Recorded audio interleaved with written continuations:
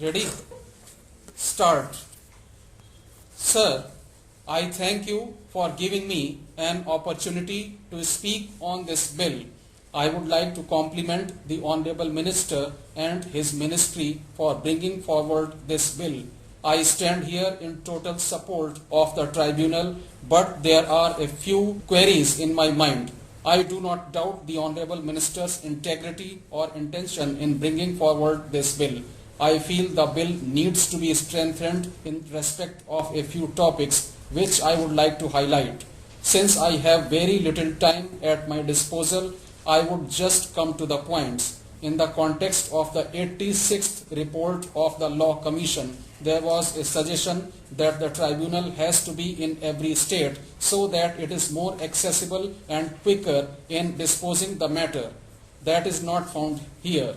The tribunal is going to be in the 4 regions, that is East, West, North and South only. So the accessibility of the tribunal is really not going to reach the end person who really needs access to it. Secondly, clause 14 of the bill says that the power to settle disputes if it involves a substantial question relating to environment is subject to Schedule 1.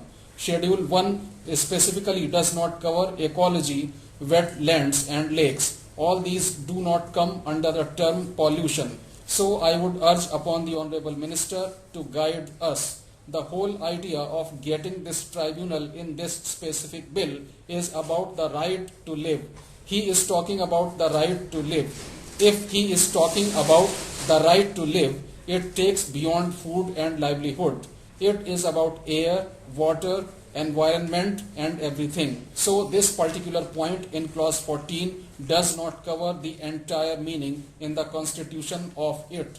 The Honorable Supreme Court has specifically said that environment has to come in this. So I would definitely like him to clarify it and enlighten how this issue will be covered.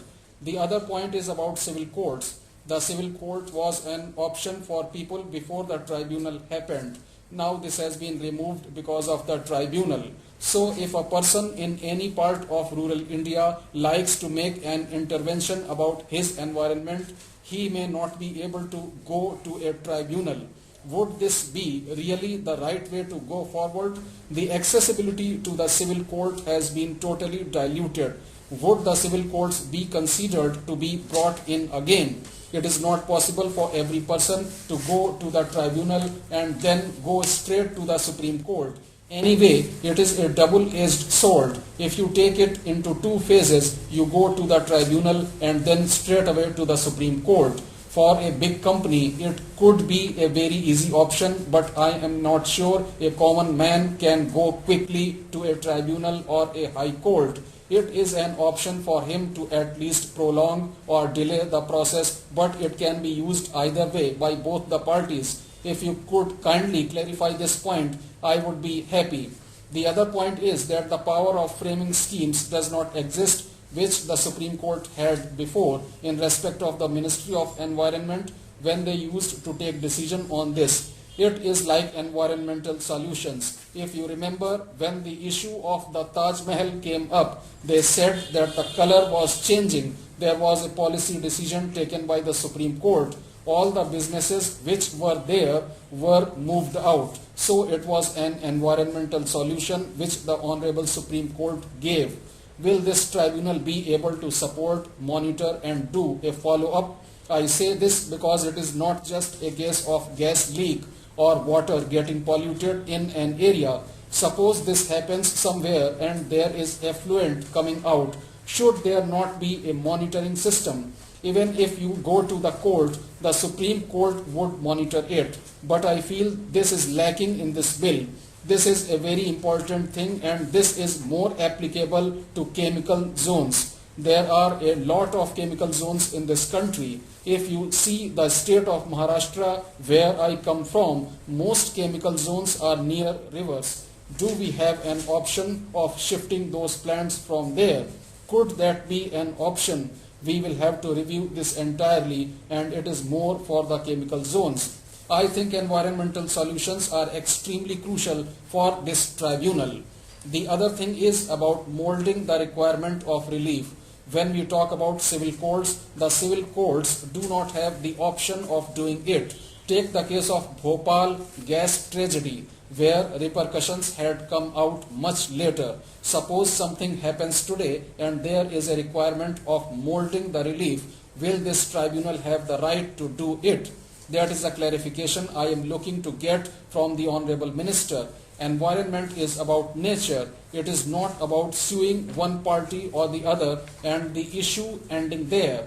It is about long-term consequences which are going to affect the whole society. Then I would like to make a point regarding amicus curiae, because these are environmental issues and they need very specific interventions. We need super specialty people to come and make interventions. So, would this tribunal help them research? Would this tribunal have this option which will help them study the matter about the ground reality and not just go by reports made by people? There is one more point about strict liability for hazardous effects. There is no strong reaction because there are a lot of people who do a lot of business and they promise a lot of things. It happened in the case of Bhopal gas tragedy, where they said that they considered everything and they gave an assurance, but there can always be freak accidents. So when dealing with such cases, I feel the company has to pay for the consequent damages that it has caused. So there has to be extremely strict liability clause for that purpose in this bill. The other two things which are missing in this bill are the doctrine of public trust and intergenerational equity. I think when these projects are taken up, they are long-term projects. They are not there just for 5 or 10 years. They are there for generations ahead, and generations have paid a price because sometimes people there start having upper respiratory tract infections. That is the first reaction to air pollution, and after 5 or 10 years you realize that the entire block there is suffering from cancer. There have been such instances and the Honorable Minister is very much aware of these situations. So does the Minister think that this bill has covered these issues? The last point that I would like to make is about the appointment of chairperson and other members of this tribunal. If you are having 10 people, all the people could be from the government and it could be a government dominated body. So how are you going to keep a fine balance? I am not insisting that there have to be NGOs and I am not defending the NGOs. But you really need to have people who really work on the field. We have a great minister right now who thinks that environment is a big deal. We all need to realize that. But there can be changes at all levels. The intention of the bill is very good. But how are we going to make sure that the people involved in this tribunal also feel the same way? I am sure the Honorable Minister will clarify these points. Mr. Chairman, sir, environmental crimes are the most serious crimes in the world, not only because they hurt you immediately, but they hurt all the generations due to come. Mining, poisoning the rivers for gold panning, throwing sewage into the water, opening polluting industries and ignoring all the current laws, allowing inappropriate factories near forests, allowing inappropriate hotels outside sanctuary areas, allowing the sale of polluting consumer goods like firecrackers, the sale of flooring material that have clearly come from destroying hill ranges, and the export of leather and minerals are all genocidal crimes. To treat them so lightly as civil issues rather than criminal ones and to allow the polluter to pay his way out, probably from the same money that he has earned by polluting the area, is cynical and shows collusion with the enemy. Before I start, I am going to talk about the minister. As I said earlier, the minister is like a rain upon the desert.